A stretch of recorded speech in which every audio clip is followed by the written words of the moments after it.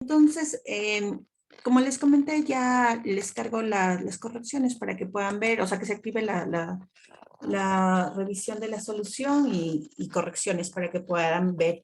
Vamos a avanzar con el último tema de esta parte de termodinámica para culminar con el programa que nos han pedido y luego lo último que nos queda, las 3 semanas de clases, ver la parte de transferencia de calor. Entonces, vamos a revisar lo que es la segunda ley de la termo, ¿ok? La segunda ley de la termodinámica, ¿de qué se trata? ¿Sí? La segunda ley de la termodinámica cuenta con tres partes en realidad. La una parte es el planteamiento de Kelvin-Planck, la otra parte es el planteamiento de Clausius, y la última parte es, también incluye la definición de entropía, que lo veremos al último de de este apartado. Entonces, ¿qué tenemos aquí en lo que es el planteamiento de Kelvin-Planck? Dice, es imposible que un sistema efectúe un proceso en el que absorba calor de un depósito de temperatura uniforme y lo convierta totalmente en trabajo mecánico, terminando en el mismo estado en que inició. Entonces, traducimos un poco. La segunda ley de la termodinámica permite la aplicación o fue la base para que se entienda cómo se puede hacer lo que se llama máquinas térmicas, sistemas de refrigeración y bombas de calor. ¿Ok? Una traducción de este planteamiento lo que nos dice es que si tenemos una fuente de energía de alta temperatura, que está a alta temperatura, ok, y queremos aprovechar esta energía térmica debido a la temperatura que tiene, ok, queremos aprovechar el calor que podemos extraer de eso, ¿sí? Tenemos, y convertirlo a ese calor en trabajo, lo que nos dice es que no se puede convertir toda la disponibilidad de energía térmica que tiene esta fuente, ¿sí? este punto aquí de temperatura alta, no lo puede convertir totalmente en trabajo. ¿Sí? Para que este calor que tenemos aquí disponible, ok, debido a una fuente de alta temperatura, se convierta en trabajo, necesariamente tiene que haber una parte de una fuente de temperatura baja que reciba una parte del calor, un rechazo de calor, ¿sí? Entonces, eso es lo que me dice. Me dice, es imposible que todo el calor disponible de una fuente con alta temperatura, todo se vuelva a trabajo. Eso es lo que me dice la segunda ley de la termo, ¿sí? En el planteamiento de Kelvin-Planck. Me dice, no es posible, ¿no es cierto? Aquí dice, es imposible que un sistema efectúe un proceso en el que absorba calor de un depósito de temperatura uniforme y lo convierta totalmente en trabajo mecánico, terminando en el mismo estado en que inició. ¿Ok? Entonces se traduce como esto. ¿Y cuál es el otro imposible? Dice, es imposible que de una fuente de temperatura baja, ¿ok? Se ceda calor hacia una fuente de temperatura alta, sin ninguna otra intervención, o sea, que sea espontáneo este proceso. No se puede dar. ¿Ok?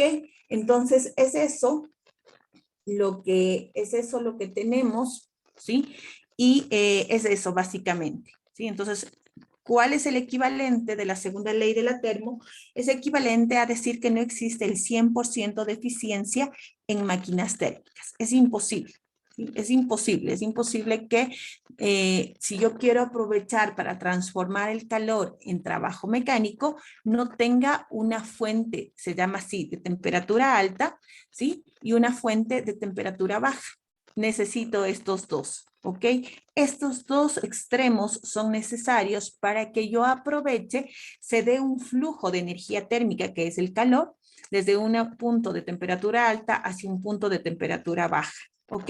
Y para que esto se dé, allí sí, o sea, lo que quiero decir es que cuando existe esto, yo puedo aprovechar una parte de ese calor, volverlo trabajo, si no, no. ¿Ok?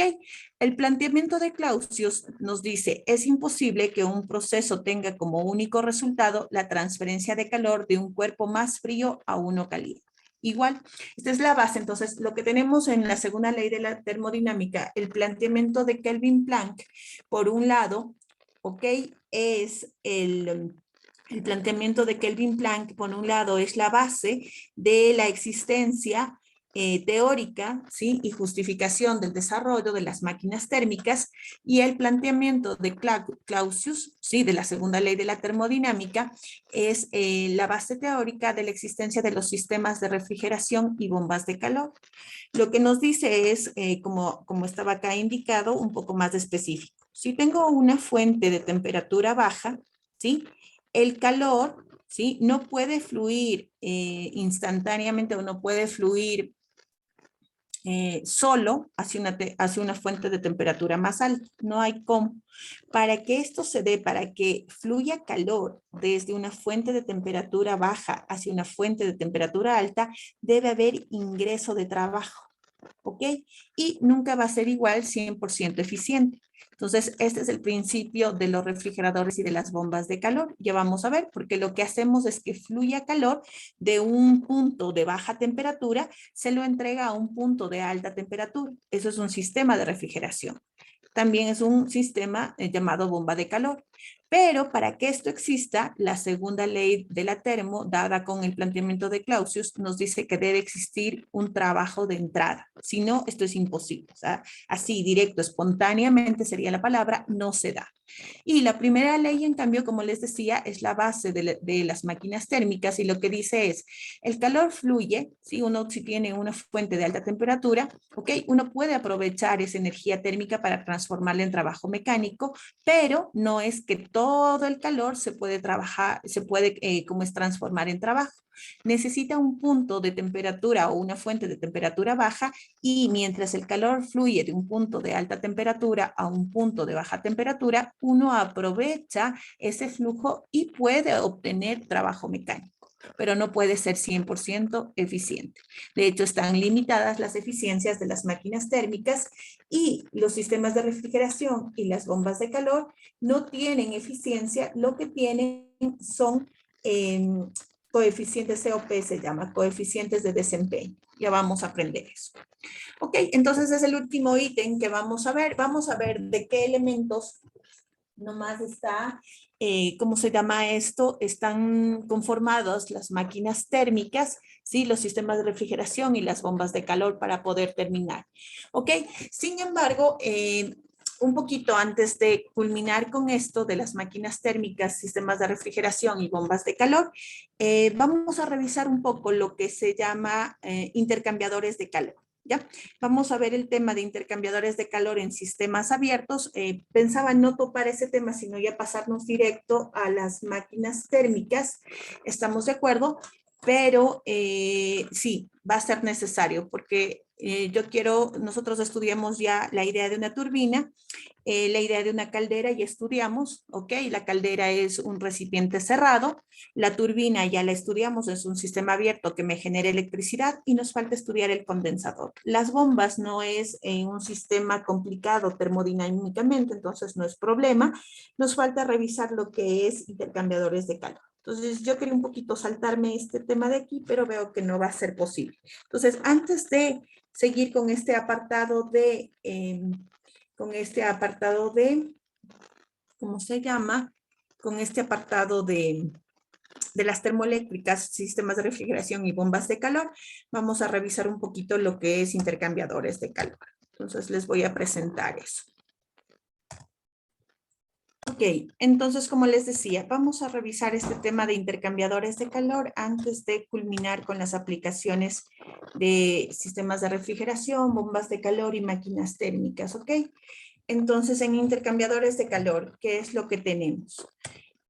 Tenemos básicamente un intercambiador de calor, es un sistema abierto que cuenta de dos tuberías, ¿sí? Generalmente ese es el principio, dos tuberías. Por la una tubería circula un tipo de fluido, ¿ok? Le estamos esquematizando aquí. Le vamos a llamar flujo másico A, fluido A, ¿ok? Ese es un fluido A, un fluido de trabajo A, que tiene una entrada 1, condiciones 1 a la entrada, y que tiene condiciones 2 a la salida. Y tenemos acá un flujo másico por otra tubería. El principio básicamente se trata de que no se, ¿cómo se llama? No se mezclan estos dos fluidos, no se mezclan estos dos fluidos, ¿sí? Circulan por tuberías diferentes. Este es el fluido másico B, ¿ok? Que ingresa a condiciones 3 y sale a condiciones 4, ¿ok? Entonces, ¿qué es lo que sufren o qué es lo que sucede entre estos dos? ¿Ok? ¿Qué es lo que sufren o qué es lo que sucede entre estos dos? Existe un intercambio de calor, ¿ok? Entonces, lo que vamos a tener es solo un intercambio de calor, no. Ok, perdón, interrupción. Entonces les decía, ¿qué tienen de especial estos sistemas llamados intercambiadores de calor? Que básicamente no se mezclan los fluidos de trabajo, sino intercambian calor entre ellos. ¿Qué más podemos hablar de un intercambiador de calor? El intercambiador de calor no va a tener trabajos de entrada y salida. Lo que podría tener es flujos de calor de entrada y flujos de calor de salida, pero que son diferentes a el calor que intercambia el fluido A, que tenemos aquí, con el fluido B. Entonces eso hay que identificar. Y vamos a ver en la solución del balance de energía cómo se expresa esto. Pero es súper importante que entendamos esta situación. ¿Sí? Que hay un intercambio de energía entre los dos fluidos, pero los dos fluidos pertenecen al sistema abierto total que se llama intercambiador de calor. Y es al intercambiador de calor en general donde puede haber ingreso de calor o salida de calor, ¿sí? Aparte de lo propio que se da entre ellos. ¿Qué más es lo que tenemos? Tenemos dos tuberías, por ejemplo, otra geometría de los intercambiadores de calor puede ser dos tuberías con de contraflujo, ¿sí? El intercambiador está formado por dos tuberías de contraflujo. Es decir, por el lado, desde el lado izquierdo al lado derecho circula un fluido A con flujo másico A, ¿ok? Ingresa con una condición 1, como vemos aquí, y debido al intercambio de calor que se da entre las paredes de las dos tuberías, sin que haya mezcla de los fluidos, va a salir con condiciones 2. Este va a ingresar con condiciones 3 y va a salir con condiciones 4, debido igual al intercambio de calor. Pero lo que debemos entender es que las dos tuberías juntas forman el intercambiador de calor. Y podría haber flujos de calor de salida, por ejemplo, en este caso, si es que el intercambiador de calor no es adiabático, puede haber flujos de calor de salida por esta parte de aquí, más externa, ¿sí? De las dos tuberías. O sea, por las partes externas de las tuberías podría haber pérdidas de calor, diferente al intercambio propio que se da entre el flujo A y el flujo B, entre el fluido A y el fluido B. ¿Ok? Entonces, eso es lo que hay que tener en cuenta. Otra geometría que suele usarse en esto que se llama intercambiadores de calor son los sistemas concéntricos, tuberías concéntricas, una tubería externa y una tubería interna. Por la tubería interna, por ejemplo, de igual manera en forma de contraflujo, tiene una entrada en el punto 3, ¿ok? Ingresa y tiene una salida en el punto 4. Es decir, el flujo másico B, estamos de acuerdo, tiene condiciones de entrada y debido a un proceso de intercambio de calor con el fluido que circula por la tubería externa, ¿sí? Sale a otras condiciones. Lo mismo le pasa al fluido A, ¿ok? Y en este caso, por ejemplo, si decimos que el intercambiador de calor es adiabático, como está escrito aquí, lo que significa es que la pared más externa, ¿ok? La pared más externa, que sería de la tubería externa, esa está aislada al ambiente. Entonces, ni ingresa calor ni sale calor del intercambiador, ¿sí? Pero entre los dos fluidos sí hay intercambio de calor. Entonces, el flujo de calor de entrada es 0, el flujo de calor de salida es 0. ¿Estamos de acuerdo? Entonces, es lo que tenemos. No sé si tienen alguna duda o pregunta hasta allí de esta partecita básica de intercambiadores de calor, que como les dije, pensaba que tal vez no iba a ser tan necesario verla, pero, ¿cómo se llama esto? Sí es importante, ¿ok? Sí es importante. Entonces, vamos con esta parte de acá. Vamos con el balance de energía, vamos a resolver un ejercicio, ¿ok? Vamos a resolverlo en línea. Estos ya están resueltos, les puedo indicar rápidamente, pero vamos a resolverlo en línea. A ver, les voy a indicar cómo está resuelto. Y luego lo vamos a resolver en línea, mejor otro para que podamos, para que quede más claro. Entonces, a ver. Vamos a explicarlo y a resolverlo en línea, mejor es eso. Ahí tenemos. Entonces, copiemos el ejercicio, el 5.81. Ok, copiemos el 5.81, que son intercambiadores de calor, y vamos a trabajar. Ok, en línea mismo vamos a trabajarlo, a ver qué es lo que tenemos que anotar, qué es lo que debemos considerar. Ok, copiémoslo por favor en pantalla para que lo podamos hacer.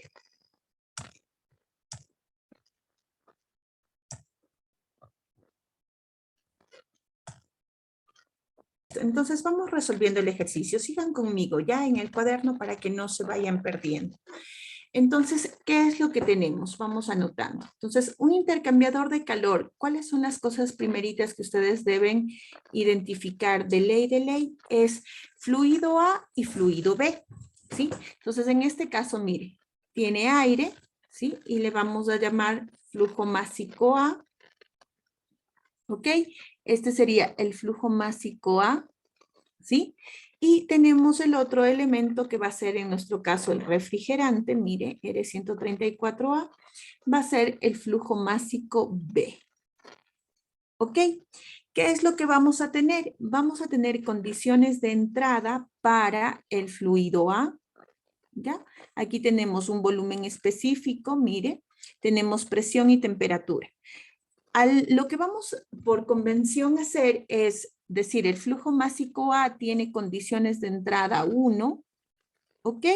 Y condiciones de salida 2. Esto es para poder plantear el balance de energía y podernos guiar siempre y no confundirnos, solo es nomenclatura. Mientras que el fluido B, que circula por otra tubería, mire, este se mueve por esta tubería de aquí, ¿sí? ¿Y qué es lo que pasa? Está en contacto con el aire, sí, pero no se mezclan los fluidos estrictamente. Entonces, circula por aquí, ¿ok?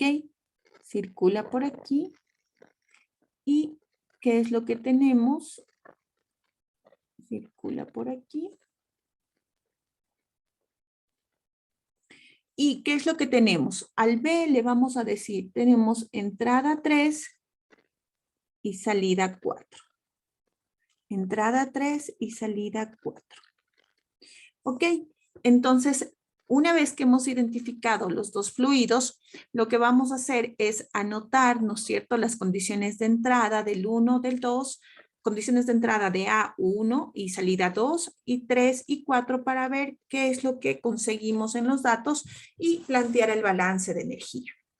Entonces, podemos dividirle aquí, ¿no es cierto?, nuestra pizarra en dos secciones y vamos a tener, por un lado, voy a trabajar con el fluido A, el flujo másico A, de pasito veamos si es que nos dan.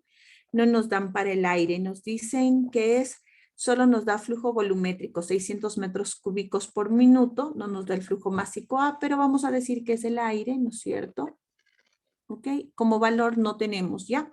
Y acá vamos a utilizarle, entonces vamos a ponerle con un color, le hemos escogido el celeste para el aire, entonces trabajemos con el mismo color. Celeste para aire y decimos el flujo másico A, este es el aire, ¿ok? ¿Qué decimos para el aire? Decimos que tenemos, ¿ok? ¿Cómo se llama? Entrada 1 y salida 2, que pasa de un estado 1, pasa a un estado 2. ¿Ya? Entonces, vemos, no tenemos el flujo másico, tenemos el flujo volumétrico y vamos a ver para qué nos sirve, pero sí tenemos presiones. Ah, ya, mire, aquí yo estoy cometiendo un error pequeño porque a mí, mire, aquí ya me está poniendo entradas 3, 3, 3, salida 4, 4, 4 y aquí 1, 1 y salida 2. Entonces, bueno, en este ejercicio es como que nos están dando a escoger. Nos dicen, este es B, por eso tiene entrada 3 y salida 4. ¿Ok? Y este es Este de aquí es 1. Entonces este es el refrigerante es A y este es 2. ¿Existe alguna convención o existe alguna regla de a quién tomar 1 y a quién tomar 2? O sea, a quién tomar flujo másico A y a quién tomar flujo másico B. No, no existe, ¿ok? Ahora, en este ejercicio nos han ayudado y nos han puesto la nomenclatura, porque aquí dice, mire, presión 3, temperatura 3, presión 4, temperatura 4 para el aire, y nos dice presión 1, y temperatura 1 para el refrigerante, presión 2 y temperatura 2 para el refrigerante. Entonces, solo por eso le vamos a cambiar acá. Entonces, le vamos a poner aquí, entonces, el flujo másico, cambiémosle. Entonces, el flujo másico 1, o el flujo másico A sería más bien, va a ser R134A. ¿Ok? El flujo másico A va a ser R134A.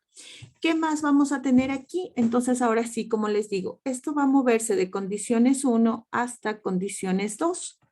Entonces, ¿qué es lo que voy a tener aquí? Voy a tener una presión 1 de entrada, una temperatura 1 de entrada, voy a tener una fase 1 de entrada para el refrigerante. ¿Ok? Y me va a llevar, debido al intercambio de calor, a una presión 2, a una temperatura 2, a una fase 2. Son cosas que nosotros ya conocemos bastante bien. ¿Qué más vamos a tener para esto? Vamos a esperar tener siempre, es constante, un flujo másico, ¿sí? ¿Ok? Y podríamos hablar, cuando tenemos refrigerante, antes del flujo másico, podríamos hablar de aquí de una entalpía 1, una entalpía 2, y podríamos hablar también de un volumen específico 1, si es que fuera necesario, y un volumen específico 2. ¿Sí? Son las condiciones para refrigerante. Esto me sirve para refrigerante y me sirve también para cuando estoy trabajando con vapor de agua a diferentes presiones. ¿Ok? Entonces, ¿qué es lo que vamos a tener? ¿Qué es lo que vamos a tener? Vamos a tener presión 1, ¿ok? Dice que ingresa a 1 megapascal y sale a 1 megapascal. Mire, ingresa a 1 megapascal y sale a 1 megapascal. ¿Ok? Temperatura 1, ingresa a 90 Celsius y sale a 30. Ingresa a 90 Celsius y sale a 30 Celsius. ¿Ok? La fase no conozco, eso es algo que tenemos que averiguar. Y veamos qué otra medida nos da. Dice, se enfriará refrigerante mediante aire en un condensador. El aire ingresa, nos da las condiciones, dice, determine la razón del flujo másico del refrigerante. Ah, ya, mire, de hecho, la incógnita es el flujo másico del refrigerante, el flujo másico del fluido A.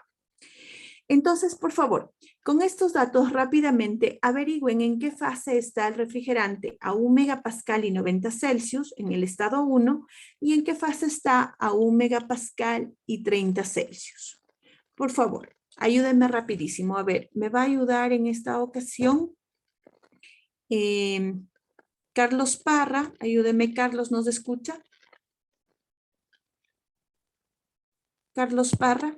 Sí, disculpe, estaba el ¿Ya? micrófono apagado. Ya. Ok, no pasa nada. Ayúdenos con la primera parte. Dígame cuál es la fase de refrigerante 134A cuando se encuentra a 1 megapascal y 90 Celsius. ¿Ok? Y la otra persona, Jacob Carrillo. Jacob, ¿nos escucha? Sí, Inge. Averigüe, por favor, en las tablas en qué fase está el refrigerante a 1 megapascal y 30 Celsius. A ver, rapidísimo, por favor. ¿Ok? ¿Ya? Carlos, ¿nos tiene la respuesta del estado 1? ¿Cuál es el estado? ¿En qué fase está? ¿Líquido comprimido, mezcla saturada, vapor sobrecalentado? ¿En qué está el Vapor refrigerante? sobrecalentado, Inge. ¿Ya? En vapor sobrecalentado. ¿Por qué nos puede decir, por favor? ¿Por qué sería vapor sobrecalentado?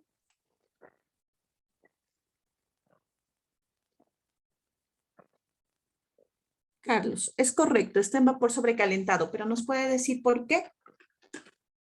¿Nos explica, por favor? Yo no dije, Inge, fue otro compañero que se me adelantó. Ok, Carlos. Entonces, ¿Está de acuerdo con su compañero que está en vapor sobrecalentado? Sí, Inge, sí, estoy aquí con las tablas. Sí, es vapor sobrecalentado. ¿Por qué? ¿Por qué sería vapor sobrecalentado la fase del refrigerante si tiene presión de 1 megapascal y temperatura de 90 Celsius? Porque en la presión, al tener una presión de 1 megapascal, tiene una temperatura de saturación de 39,37 grados Celsius. Entonces la temperatura es superior. Perfecto, muy bien, esa es la razón, totalmente de acuerdo, ¿sí? A 1 megapascal la T de saturación para este refrigerante está en 39 grados, más o menos, entonces si está a 90, está sobre eso, es vapor sobrecalentado. Jacob, ¿me ayuda con la segunda fase? ¿En qué fase está el refrigerante cuando está ahora a 1 megapascal, pero 30 Celsius?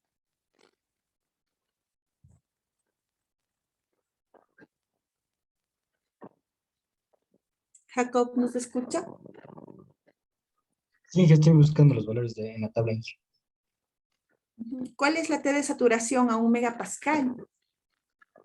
39 estaría en líquido comprimido. ¿Estaría en líquido? Comprimido. Comprimido, ¿no es cierto? Sí, porque dice que se queda en 1 megapascal, pasa a líquido comprimido. Correcto. Líquido comprimido. ¿Por qué está bajo la temperatura de saturación?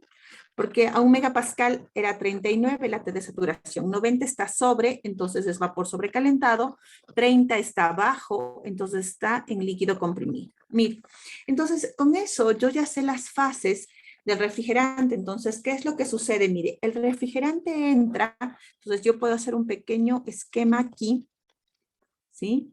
Del comportamiento del refrigerante, ¿sí? Con nuestros diagramas que ya sabemos, no es necesario hacerlo, pero es solo para que lo revisemos.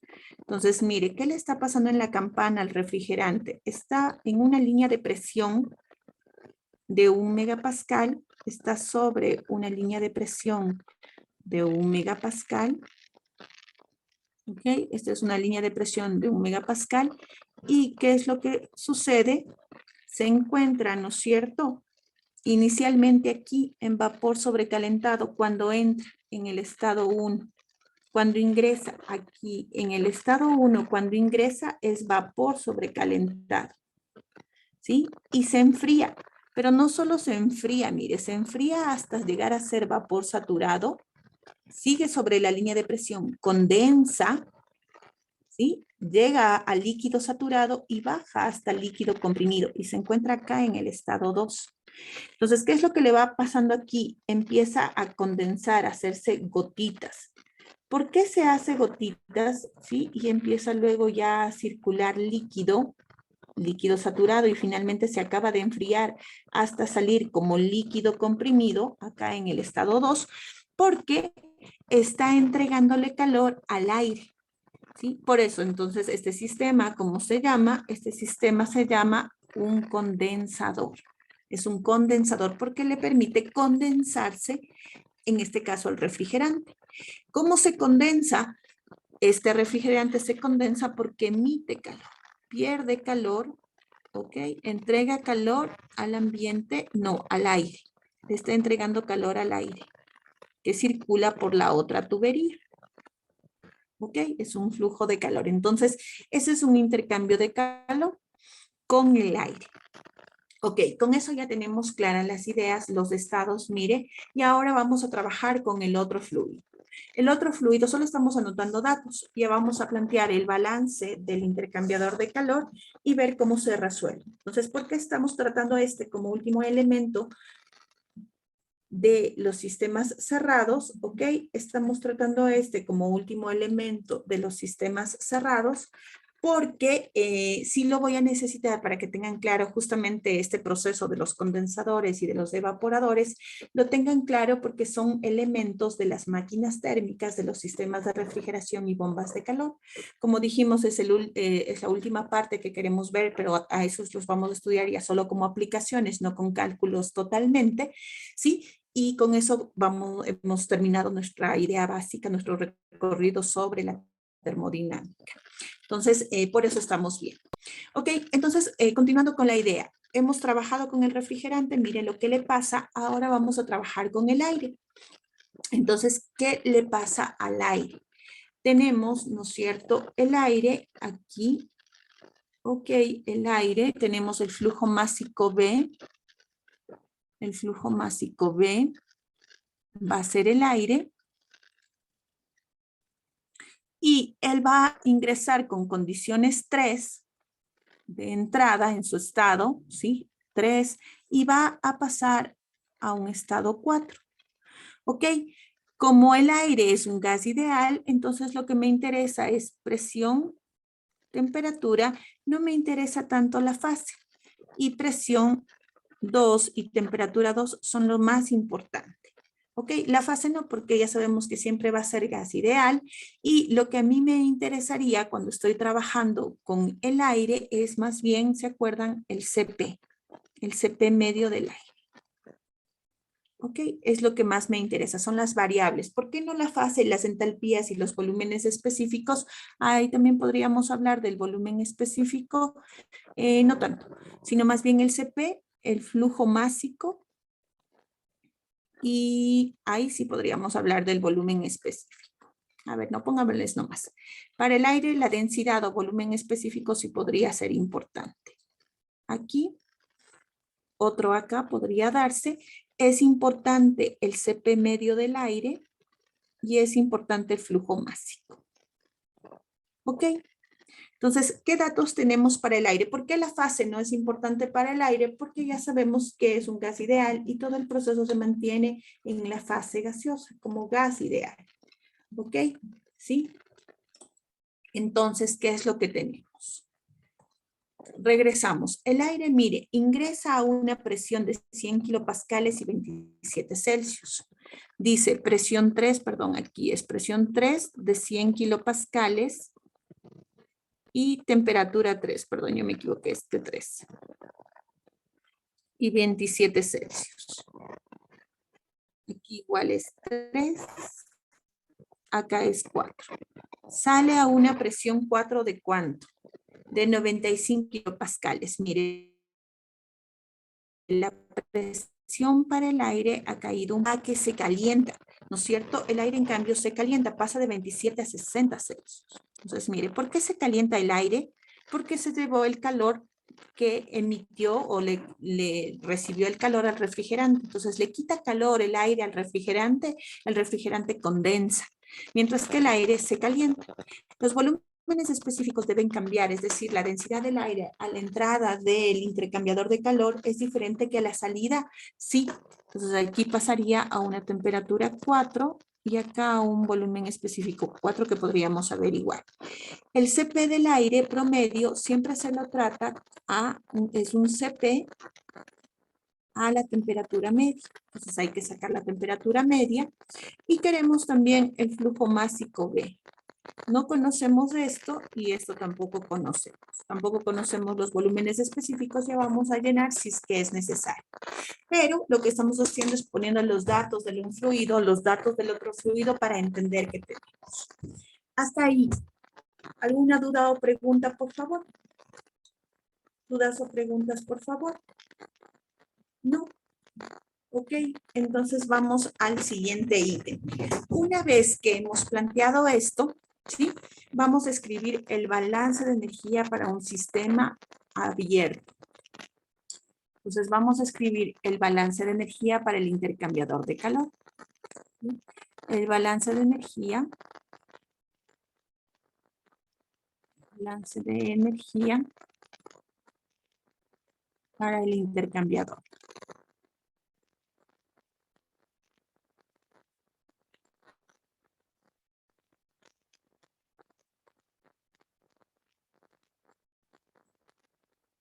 ¿Ok?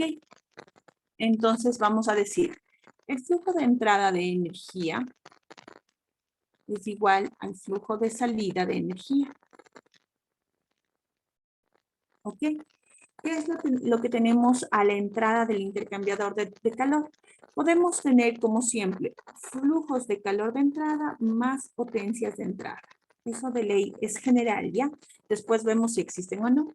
Vamos a tener aquí la energía del fluido A en el estado 1. ¿Sí? Recuerden que tenemos el fluido A en el estado 1, más la energía total del fluido B en el estado 3. Entonces, recuerde, A ingresa con condiciones 1, B ingresa con condiciones 3. ¿Ok? ¿Qué es lo que va a salir del intercambiador de calor? Pueden salir flujos de calor, potencias de salida, y va a salir el fluido A, pero con condiciones 2 a la salida, más la energía total del fluido B con condiciones 4. ¿Ok? Es eso lo que tenemos. ¿Ya? Entonces, ¿qué es lo que pasa? Ese sería el balance total del sistema. El balance total del sistema.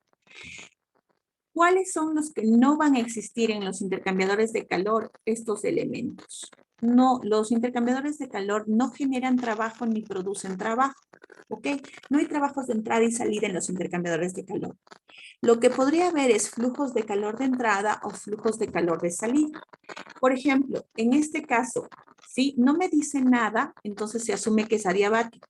Si ve esta pared que le ponen aquí, ¿sí? Se asume que a la tubería más grande, que es la tubería de aire, ¿no es cierto? Y que dentro de la tubería de aire transversalmente cruza la tubería de refrigerante, ¿sí? La de aire, que es la más grande, es la que está aislada. Entonces eso quiere decir que no hay calores de entrada y salida. ¿Cómo sé yo eso en el ejercicio? Si les dice que es adiabático, ya está resuelto el problema, eso es de ley. Si es adiabático el intercambiador de calor, de ley calores de entrada y calores de salida son igual a 0, ¿estamos de acuerdo? O flujos de calor, también lo podemos ver como flujos, pero si no les dice nada, también se asume que es 0, porque no hay manera, ¿sí? No nos habla nada de pérdidas ni de ganancias hacia el exterior. No entre el aire y el refrigerante, eso sí existe, intercambio entre los dos sí existe, pero no hacia el exterior. Entonces, ¿qué es lo que nos queda aquí? Este elemento es 0 y este elemento también es 0. Si estamos de acuerdo hasta allí, ¿alguna duda o pregunta, por favor, hasta allí del intercambiador de calor? ¿Dudas o preguntas hasta allí?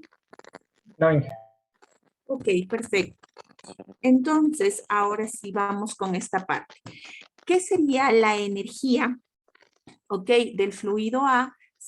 Debería tener energía cinética, ok, debería tener un medio de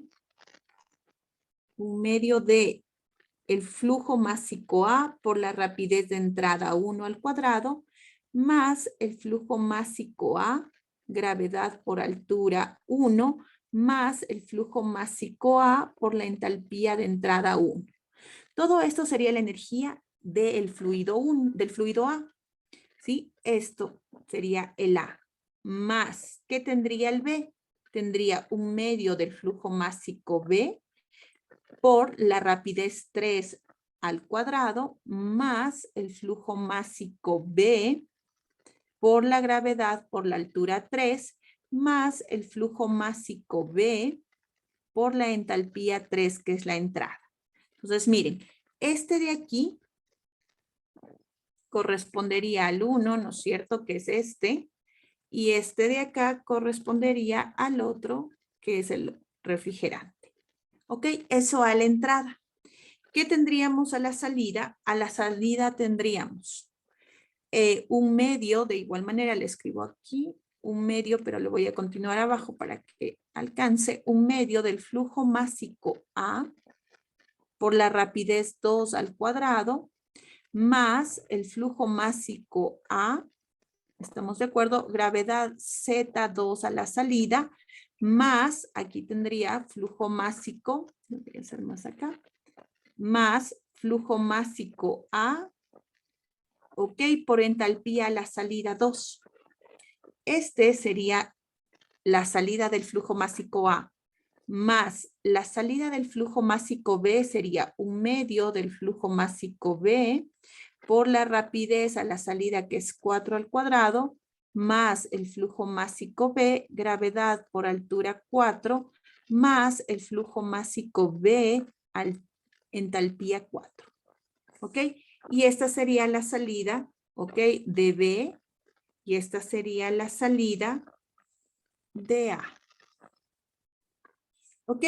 Entonces, ese sería todo el balance si es que hubieran todas estas consideraciones. Pero menos mal, en este tipo de ejercicios de intercambiadores de calor, ¿sí? Se asume y suele ser muy, muy poco probable que existan variaciones en. Lo que se asume o casi siempre se presenta es que la rapidez 1 del fluido A es igual a la rapidez 2 y que la rapidez 3 es igual a la rapidez 4. Es decir, el fluido A, en este caso el refrigerante, ingresa con una velocidad aquí a la entrada de la tubería y sale con la misma velocidad. Asumimos que se mueve a velocidad constante. No es la misma velocidad con la que circula el aire. No, eso no. Pero dado que son iguales, o sea, constantes, no es que no exista velocidad. De hecho, debe existir. Pero como es constante, entonces eso permite que este término de aquí se simplifique con este de acá. ¿Ok? Y si es que para el aire sucede exactamente lo mismo, entonces la rapidez 3 se simplifica con la rapidez 4. Entonces no es que no haya velocidad, no, sí tiene que existir, porque si no, no podrían fluir los fluidos, no se estarían moviendo por las tuberías, pero asumimos que se mueven a velocidad constante, no se están acelerando. Es decir, en los intercambiadores de calor podemos darnos cuenta que no estaríamos considerando que hay un problema con la geometría de la tubería, sino son solo tuberías, ¿ok? De mismos diámetros. Ahora, ¿qué pasa con las alturas? Las alturas se está considerando justamente igual, que es despreciable o que son iguales, ¿ok? A la entrada y a la salida. ¿Cómo sabemos eso? Porque no me menciona nada respecto a las alturas, respecto a un nivel de referencia. Entonces estamos considerando que es despreciable la variación. Por eso se considera que esto es constante y también se produce la misma simplificación. Este término se va a 1,2 y este término se va a 3,4. ¿Ok? Y generalmente eso es lo que pasa. Entonces, cuando ya tengamos que plantear la ecuación de balance de energía para un intercambiador, no tenemos que hacer todo esto que yo he hecho. Esto es la primera vez para que puedan ver y casi siempre la ecuación se reduce bastante. La ecuación reducida para un intercambiador de calor ya les pongo en pantalla. ¿Ok? Pero es bueno saber, no significa que no exista, es bueno tener claro de dónde viene y qué es lo que ha sucedido. Entonces, vamos con este. Déjeme agregar un par de diapositivas más.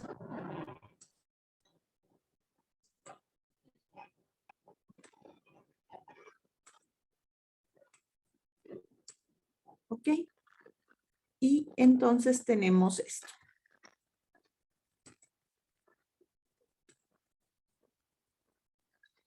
El balance de energía, ¿sí? Casi siempre para un intercambiador de calor va a quedar reducido así.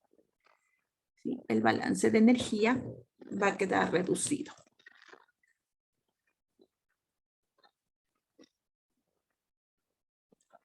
El balance de energía va a quedar reducido.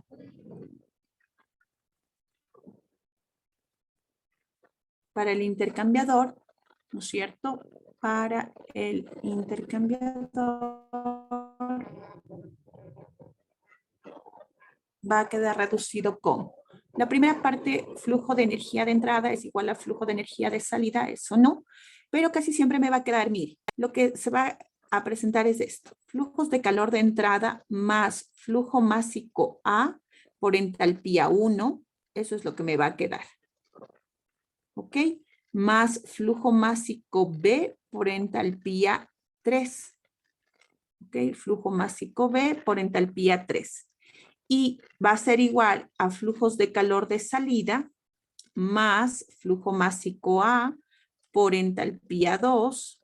Flujo másico A por entalpía 2 más flujo másico B por entalpía 4. ¿Ok? Esta es la que me va a quedar. ¿Sí? Porque trabajos de entrada y salida no existe y las velocidades y las alturas se asumen constantes. Si es que me diera algún indicio, el ejercicio, alguna idea de que la velocidad de entrada y de salida para alguno de los dos fluidos es diferente, pues ¿qué es lo que tenemos que hacer? Tenemos que considerar, ¿ok? Entonces, esta es la ecuación que me va a quedar ya simplificada. Ahora, ¿qué es lo que en este ejercicio en particular no existe? En este ejercicio, pongamos aquí, ¿no es cierto? En este ejercicio. ¿Ok? Los flujos de calor de entrada y salida son ceros porque es adiabático.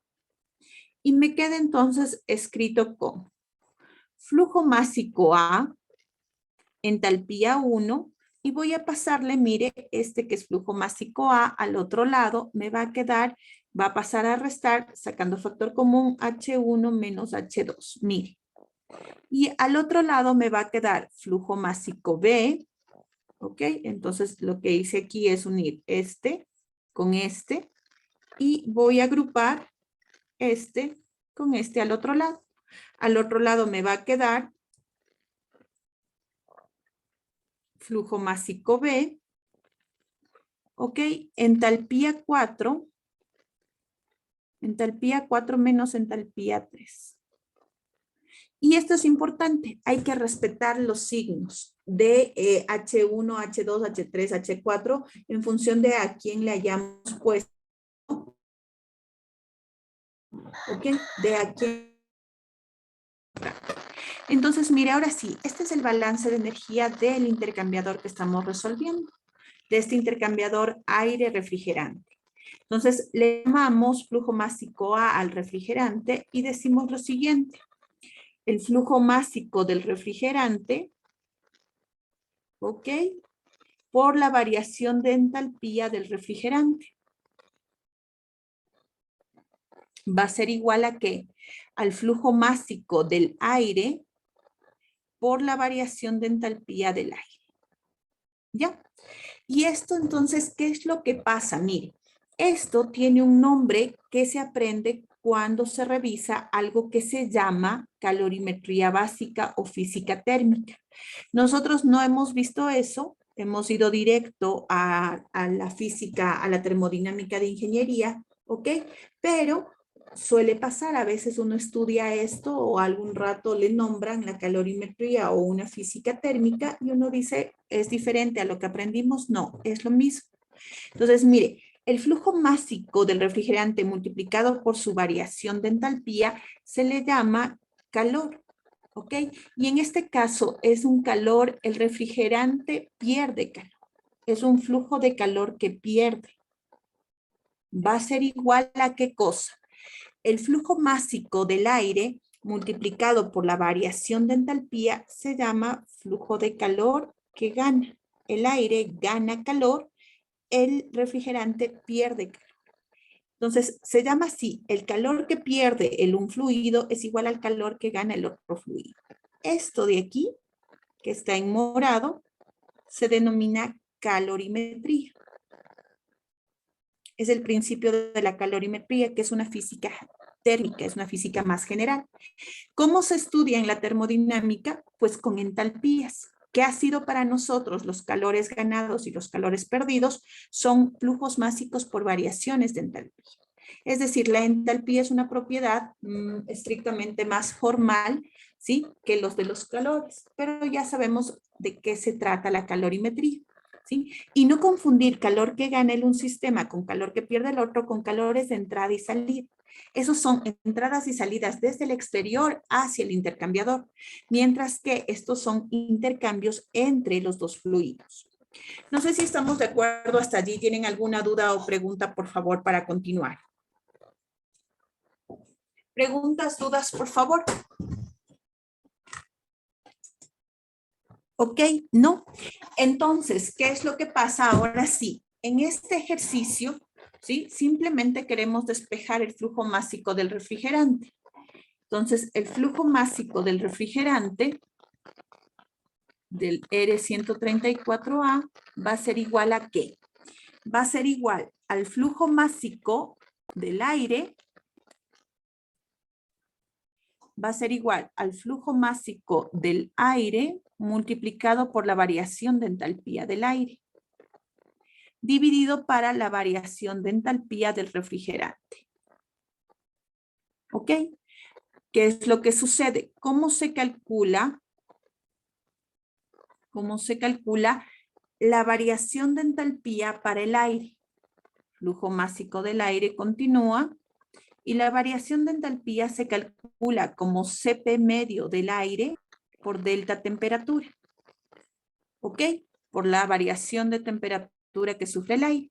Y en cambio el refrigerante se va a calcular, la variación de entalpía se calcula como H1 menos H2, porque este tiene tablas. Entonces, cuando tenemos refrigerante o tenemos vapor de agua, las entalpías se calculan en tablas. Cuando tenemos aire, y ya vamos a ver cualquier otra sustancia en fase sólida o líquida, aparte de gases ideales, la variación de entalpía es Cp delta T, es un Cp promedio. ¿Ok? Y con eso tenemos ya los cálculos. No sé si hasta allí tienen alguna duda o pregunta, por favor. ¿Dudas o preguntas hasta allí, por favor? No. Ok, entonces les muestro, ¿sí?, los resultados de esto. Entonces permítanme, por favor, y vamos viendo cómo nos quedan los resultados de este ejercicio.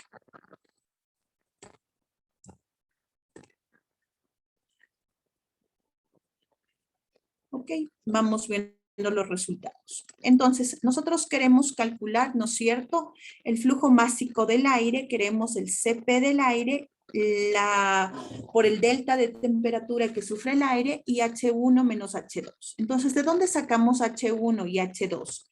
H1 y H2 sacamos de tablas. Entonces, usted se va a vapor sobrecalentado, busca a 1 megapascal y 90 Celsius, busca el valor de la entalpía y es 324,66 kilojoules sobre kilogramo. Se va a 1 megapascal y 30 Celsius en líquido comprimido, busca la entalpía específica en líquido saturado a la temperatura dada. Se acuerda que no hay tablas para líquido comprimido, pero se resuelve como líquido saturado. ¿Ok? ¿Y qué es lo que nos queda? Nos queda la entalpía de 93,58. También con eso podemos tener los volúmenes específicos si es que fuera necesario. Ya tenemos con eso estas entalpías de aquí. Nos falta el flujo másico del aire como dato, el Cp del aire y este delta sí lo tenemos. ¿De dónde sacamos el flujo másico del aire? ¿Sí? Queremos el flujo másico del aire, pero tenemos como dato, solo tenemos como dato el flujo volumétrico del aire. ¿Sí? No tenemos el flujo másico, pero tenemos el flujo volumétrico, que es 600 metros cúbicos que fluye de aire por minuto. Entonces, ¿qué es lo que sucede? Usted tiene presión de 100 kilopascales en el estado 3, que es el estado inicial del aire. Tiene temperatura 3 de 27 Celsius, que es 300 Kelvin. ¿Ok? Y usted puede sacar el volumen específico. Y con el volumen específico en este estado del aire más el volumen, el flujo volumétrico, puede sacar el flujo másico, que es el que necesita para resolver aquí. ¿Cómo saca eso? Pues recuerde, gases ideales siempre se resuelve con la ecuación de los gases ideales. ¿Cómo digo? Digo presión 3 por volumen específico 3 es igual a la constante del aire por la temperatura 3 en Kelvin.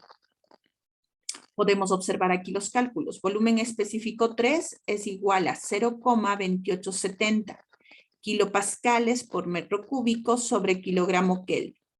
Y esto multiplicado por, ¿no es cierto? Este sería la R del aire, multiplicado por la T3, que es 27 más 273, ¿ok?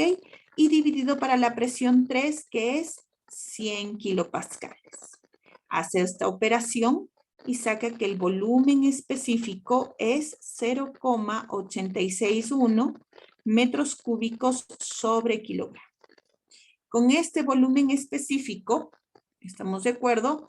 Con este volumen específico y el flujo volumétrico, ¿sí? Recuerde que volumen específico es igual a flujo volumétrico dividido para flujo másico.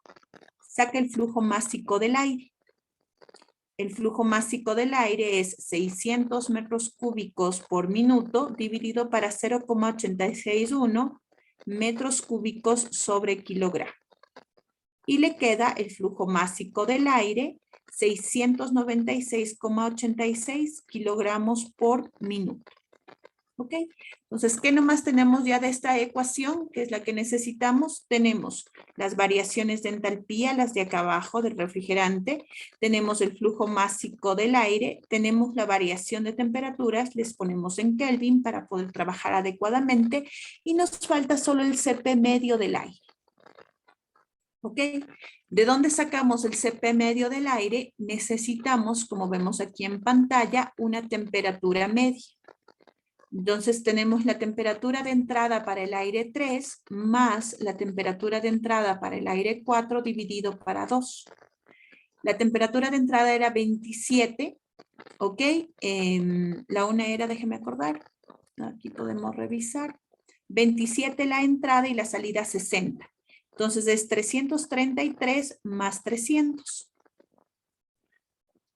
¿Ok? Entonces, mire, sacamos la temperatura promedio. 333 más 300 dividido para 2, 316. ¿Qué es lo que tenemos que hacer allí? Tenemos que sacar para esta temperatura promedio, se busca el CP del aire para esa temperatura. ¿Qué es lo que debemos hacer? Se debe interpolar.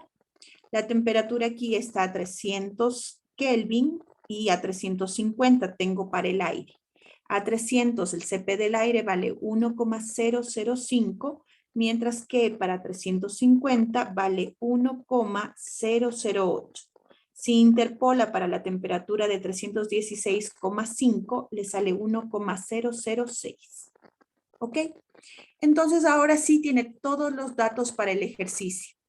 El flujo másico del refrigerante va a ser igual al flujo másico del aire por el CP medio del aire a la temperatura media por la variación de temperatura. Lo hacemos en Kelvin para que se simplifique las unidades dividido para la variación de entalpía del refrigerante. Y me sale el flujo másico de aire que esperábamos, perdón, de refrigerante que esperábamos, 100,11 kilogramos por minuto. Y eso es toda la solución de este ejercicio. No sé si tiene alguna duda o pregunta hasta allí, por favor. ¿Dudas o preguntas hasta allí, por favor?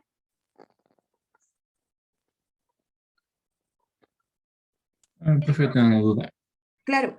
Cuando estábamos planteando la ecuación, quedaba H1 menos H2 en la parte esta, que está abajo de la parte del eso ahí. Ajá. Ajá, quedaba H1 menos H2. ¿Es lo mismo que tener H2 menos H1? No, no es lo mismo. Hay Porque que respetar los signos. Igual aquí, ¿sí? Hay que respetar los signos. ¿Por qué razón? Porque sale del balance de energía, de este balance, ¿sí? Sale del balance de energía y entonces aquí está. Este ingresa con 1 y con entalpía 1A y este ingresa con entalpía 3B. Y sale con entalpía 2A y con entalpía 4. Entonces, al lado de acá me queda H1 menos H4, menos H2, perdón, y acá me queda H4 menos H3. Y esto hay que respetar estos signos, ¿ok? Entonces, igual, esto también gracias por la pregunta. Cuando lo reemplazo, esta delta para el aire, ¿sí? Que es delta temperatura, lo voy a reemplazar con las temperaturas como van. Va T4 menos T3. H1 menos H2. No es lo mismo, ¿sí? Si yo pongo H2 menos H1, aquí me va a dar un signo negativo. Y ese signo negativo me va a dar un flujo másico negativo, pero no tenemos flujos másicos negativos. ¿Ok? Entonces no podemos reemplazar por ese valor. ¿Sí? ¿Más claro esa partecita? Sí, profe, pero bueno, o sea, el H2 que bueno, nosotros sacamos sería el 93,58. El Pero, H1, veamos. no, sí, ya me di cuenta, profe, disculpe. Sí, me No, sí equivoqué. está bien. El H1 es Sí, 324,66 en estas condiciones y el H2 93. sí, profe, no, ya me equivoqué, no, disculpe. Ok, no pasa nada. Entonces, eso es lo que tenemos, ¿ok? Así es como resolvemos un intercambiador de calor. Vamos a hacer otro igual en línea, ¿sí? Porque quiero aquí, vamos a hacer un intercambiador de calor de este tipo que usa ahora, ya no usa ni refrigerantes, no solo usa refrigerantes ni vapor de agua. Voy a trabajar con agua, sí, pero voy a introducir el concepto y el trabajo con otro tipo de fluidos como el aceite. ¿Ok? Podemos trabajar con aceites, con metales, con sólidos y líquidos en general. ¿Y cuál va a ser la diferencia con este otro tipo de intercambiadores de calor de acá?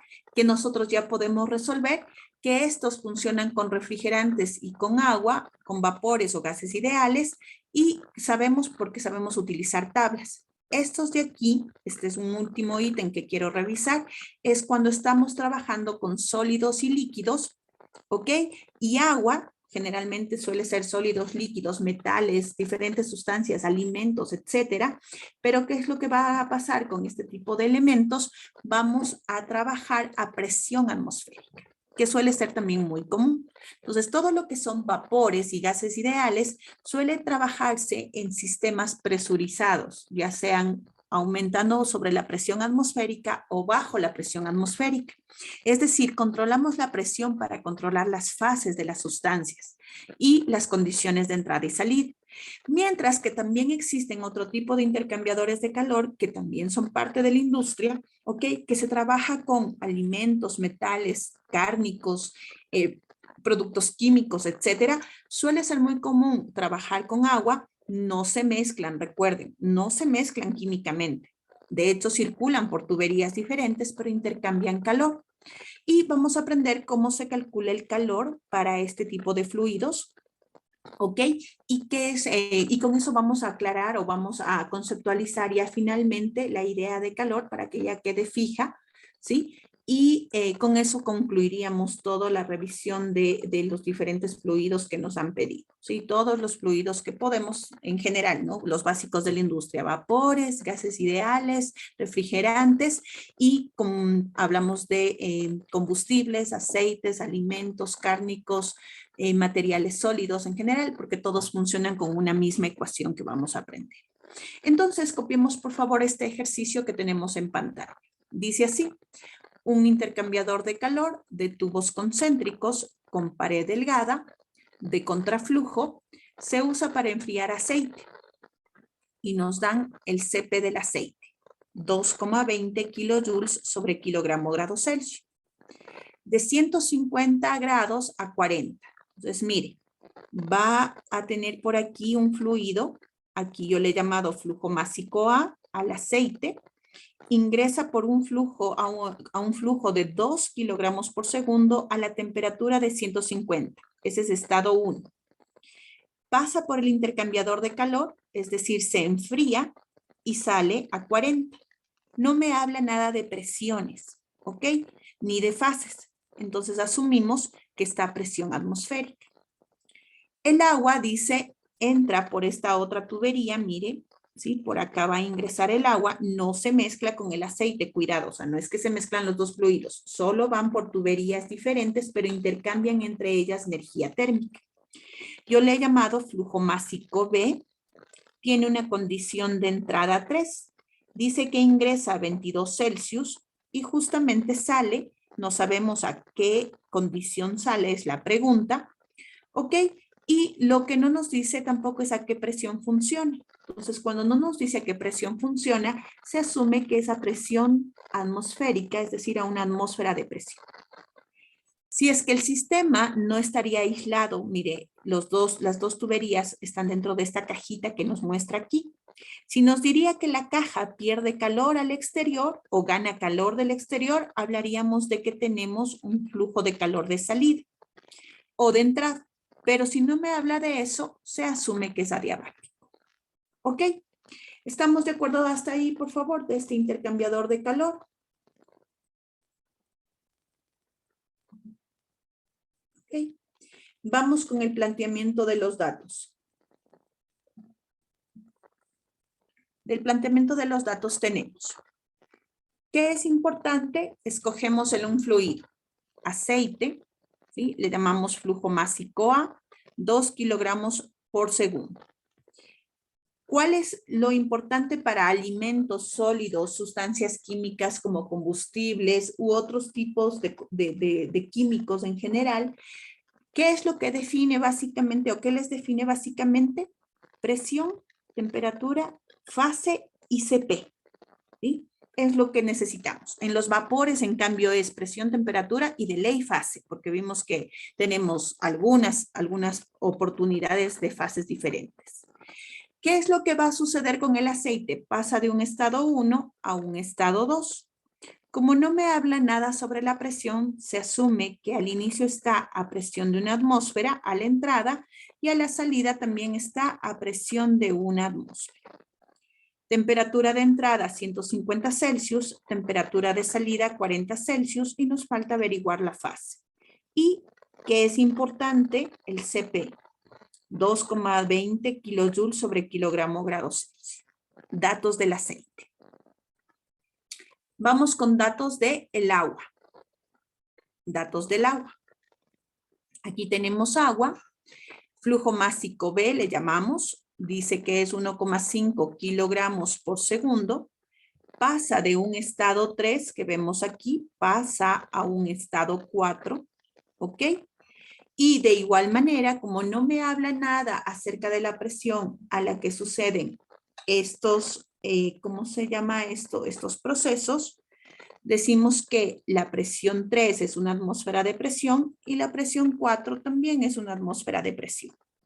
La temperatura de entrada del agua dice que es 22 Celsius, la temperatura de salida no sabemos. Fase líquida, la fase 4 no sabemos y el CP. Entonces aquí algo súper importante. Cuando estemos trabajando con el agua o cualquier otra sustancia química a presión de una atmósfera, no se olvide, todo esto son a presión de una atmósfera o puede ser también menos de una atmósfera, pero nos dice que el fenómeno es a presión atmosférica. ¿Eso qué quiere decir? Quiere decir que no hay un compresor, no hay una máquina que somete a la tubería a presiones diferentes al inicio, al fluido, y que no circula, sino son sistemas que están abiertos al ambiente. Como por ejemplo cuando usted abre las llaves de agua, ¿sí? Todos los fenómenos están pasando a presión atmosférica, ¿sí? Estos fenómenos son a presión atmosférica. Cuando estemos trabajando a presión atmosférica, ¿sí? Lo que debemos recordar es este cuadrito de aquí. Temperatura, por ejemplo, para el agua, temperatura versus calor. Y tenemos una escalerita que ya habíamos visto al inicio del semestre, porque nosotros sabemos. Para el agua, cuando estamos en estas condiciones y para cualquier otra sustancia también sirve, pero obviamente estos puntos de aquí son diferentes. Por ejemplo, para el agua se encuentra en fase sólida a una atmósfera de presión a 0 Celsius y cambia de fase a 0 y se vuelve líquido. De 0 a 100 aumenta temperatura, a 100 se encuentra en fase líquida, cambia de fase a fase gaseosa a 100 y luego aumenta la temperatura. Esto es para el agua a una atmósfera de presión. Lo mismo puede pasar para cualquier otra sustancia. Para cualquier otra sustancia que tengamos, ¿cómo se llama? En la industria o en cualquier presentación de problemas energéticos, sí. Por ejemplo, mire, este mismo cuadro, temperatura y aquí calor a presión atmosférica, por ejemplo, para el etanol. El etanol hierve a una atmósfera de presión a 78,6 Celsius, es decir, cambia de esta fase líquido a esta fase gaseosa y se solidifica a menos 156 Celsius. El agua es a 0 y es a 100 a una atmósfera de presión. El etanol, por ejemplo, tiene otros puntos. ¿Dónde encontramos esto? Pues en el libro de Sengel en la tabla A3. ¿Ok?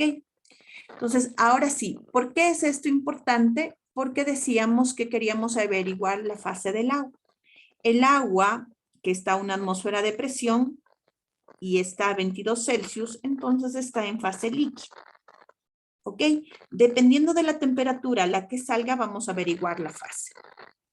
Hasta allí, ¿alguna duda o pregunta, por favor? ¿Dudas o preguntas, por favor? Ok. Entonces, ¿qué es lo que tenemos? Ahora sí. El balance de energía para este intercambiador. Nos va a quedar, volvemos a escribir, flujo másico de entrada es igual a flujo másico de salida. Ya habíamos dicho, calores y trabajos no van a haber. Y calores solo si es que el intercambiador no es adiabático. Las velocidades se asumen la de entrada 1 igual a la de salida 2, la de entrada 3 igual a la de la salida 4, las alturas lo mismo y me produce variación de energía cinética 0, variación de energía potencial 0. Y me queda esta ecuación bien sencilla. Flujo másico del fluido A por su variación de entalpía es igual a flujo másico B por su variación de entalpía. ¿Ok? Esta es la ecuación del intercambiador de calor, en este caso de aceite con agua. ¿Ok? ¿A quién le tomamos como flujo másico A? Al aceite. ¿A quién le tomamos como flujo másico B? Al agua. ¿Existe alguna regla para decir quién es A y quién es B? No. Simplemente escogimos cualquiera de los dos. Ahora sí, mire. El flujo másico del aceite por la variación de entalpía, bien, aquí es lo que quería enseñar.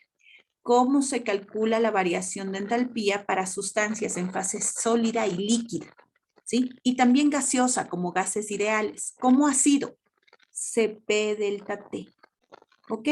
Entonces, solo para quienes les trabajamos los delta H o el H1 menos H2 en tablas para refrigerantes y agua que tienen tablas.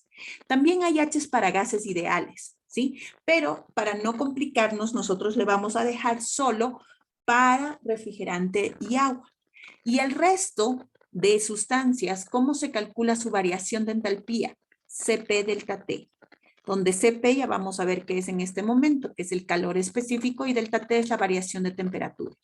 La variación de temperatura que pongan aquí debe respetar este valor, 1 menos 2. Aquí será T1 menos T2.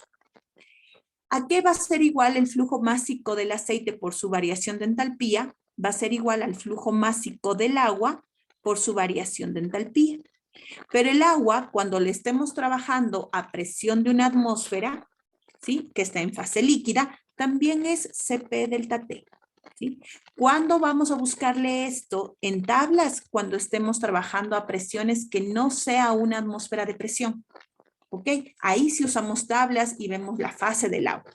Pero si es que es a una atmósfera de presión, trabajamos con los Cp respectivos.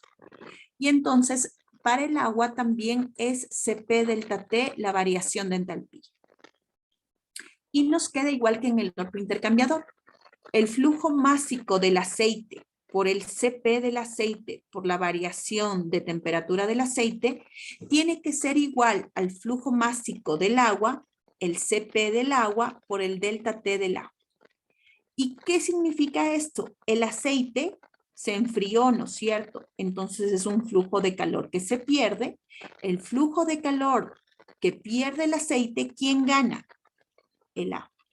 Y esta es la ecuación de la calorimetría. El flujo de calor que pierde una sustancia es igual al flujo de calor que gana otra. ¿Sí? Y de la calorimetría, aquí es lo que se presenta. En la calorimetría, al calor se lo define como lo tienen escrito aquí. Se lo define así, flujo de calor como m.cp delta T. Cuando usted estudia calorimetría, esto de aquí que vemos, le dan, no le dicen que el calor es flujo másico por variación de entalpía. Le dicen que el calor es mcp delta T. Flujo másico cuando es flujos va con m punto y cuando solo es calor es esto. Y esta ecuación de aquí es muy clásica y no hay que olvidarse, ¿sí? Esta es la ecuación que siempre debe venir en su ayuda. Es la más básica que existe y es la definición de calor más simple que podemos tener. El calor es mcp delta T de cualquier sustancia. Pero usted sabe, ahora ya más avanzado, que no es solo mcp delta T. En realidad el calor es masa por variación de entalpía. Pero para sólidos, líquidos y gases a una atmósfera de presión es mcp delta T. ¿Ok? ¿Dónde se estudia esto? En una física general. Entonces, cuando usted tenga que en algún momento resolver algo rápido y sepa que está trabajando a una atmósfera de presión, ¿cuál es la ecuación que se le debe venir a su cabecita? Calor igual a mcp delta T. ¿Dónde hay variación de esto o dónde hay que tener cuidado cuando los sistemas están presurizados? Es decir, tengo problemas con bombas o con trabajos de compresores donde hay diferentes presiones. Pero si todo está trabajando a presión atmosférica, Q igual a mcp delta T es la ecuación básica. ¿Ok?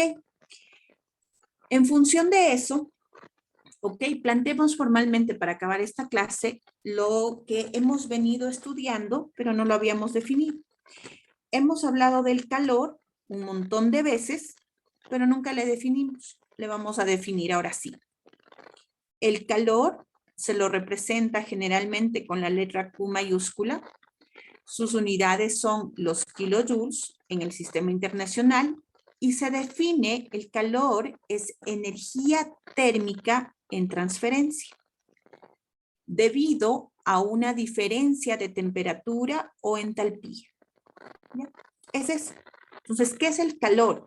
El calor es una energía térmica en transferencia y esto es súper clave. El hecho de que sea en transferencia, ¿ok? Significa que los sistemas no tienen calor.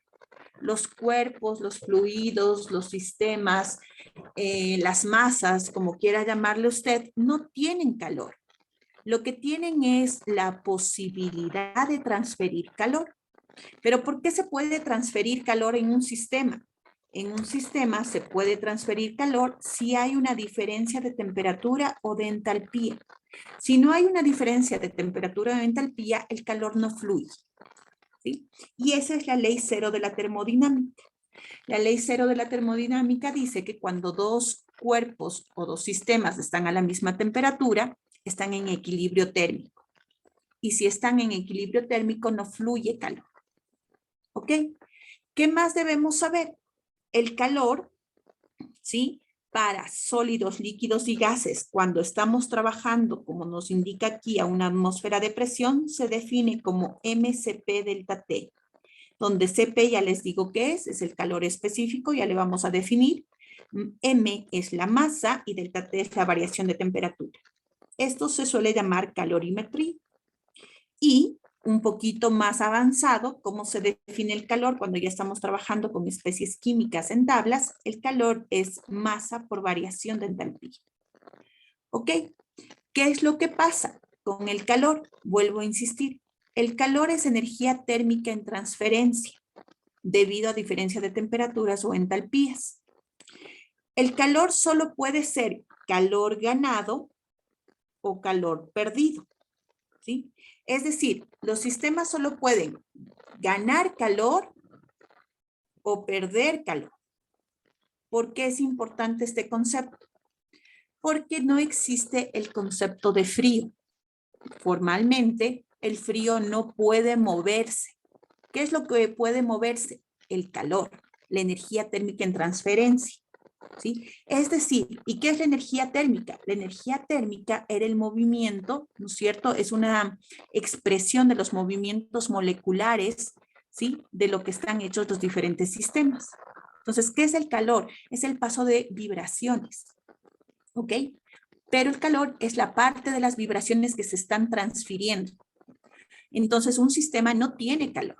Tiene la posibilidad de transferir calor dependiendo de la diferencia de temperaturas. Y eso es súper importante entender. Vuelvo a insistir, los calores pueden ser calores ganados o calores perdidos. Es decir, un sistema o gana calor o pierde calor. No puede ganar frío. No existe el concepto de frío. ¿Sí? ¿Qué pasa? Y vamos con el ejemplo típico. ¿Qué pasa si una persona está, ¿no es cierto? La temperatura ambiente está a 5 Celsius. La persona internamente está a 37 Celsius. ¿Por qué la persona siente frío? Es correcto que sienta frío, pero no puede decir el frío me entró. Está ingresando el frío a los huesos. No, no puede decir eso. No es correcto. En realidad lo que sucede es que su cuerpo, por estar a mayor temperatura que el ambiente, pierde calor, transmite energía térmica al ambiente. Y esa pérdida de energía hace que su cuerpo, ¿no es cierto?, sienta un desgaste, ¿no es cierto?, y sienta frío. Pero no es que el frío, ¿me entiende? No puede el ambiente hacer que el frío ingrese hacia su cuerpo, porque el frío no existe como definición formal. No hay transferencia de frío, hay transferencia solo de calor. Puede ser calor que se gana o calor que se pierde, dependiendo de la diferencia de temperatura. Y obviamente, como les digo, un cuerpo va a ganar o perder calor dependiendo del delta de temperatura al que le someta. Si le somete a un delta de temperatura más alto, pierde más calor o gana más calor, ¿sí? Y no es una propiedad específica de la sustancia, sino depende de la variación de temperatura. Y bueno, aquí sí, depende de las características del material a través de su CP. Obviamente también depende de la masa. ¿Ok? No sé si con eso estamos claros. Si estamos claros, ¿por qué no puede entrar el frío? ¿Sí? No hay el concepto de frío. Solo hay el concepto de movimiento de energía térmica en forma de ganancia o en forma de pérdida. ¿Ok? Para terminar esta clase vamos a definir lo que es CP y con eso acabamos. CP se denomina calor específico. Las unidades del calor específico son los kilojoule sobre kilogramo grado Celsius, o también puede venir escrito el calor específico en kilojoule sobre kilogramo Kelvin. Es exactamente igual. ¿Por qué? Ya vamos a explicar. El CP es la cantidad de calor que se necesita, o que necesita, perdón, un kilogramo de sustancia, de cualquier sustancia, para elevar su temperatura en 1 grado Celsius o en 1 Kelvin. Dice, para elevar su temperatura.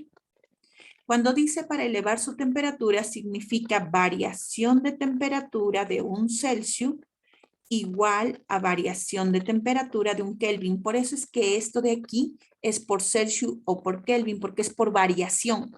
Y como el delta en Celsius es igual al delta en Kelvin, no digo la temperatura, sino la variación. La variación en 1 Celsius es igual a una variación en 1 Kelvin, entonces por eso es que la unidad del calor específico puede estar dada por Celsius o por Kelvin y es exactamente igual. Ejemplo para que entendamos, el CP del agua a una atmósfera de presión y 25 Celsius es 4,186 kilojoules sobre calor grado Celsius o kilojoules sobre kilogramo, perdón, Kelvin. ¿Qué significa? Significa que usted necesita entregarle al sistema a 1 kilogramo de agua, a 1 kilogramo de agua le va a entregar 4,186 kilojoules de calor o de energía térmica para elevar la temperatura en 1 Celsius. Es decir, si usted quiere que 1 kilogramo de agua, usted tiene aquí un recipiente con 1 kilogramo de agua. Si usted quiere que pase de 24 Celsius, quiere que pase el kilogramo de agua a 25 Celsius, ¿ok? Usted tiene que entregarle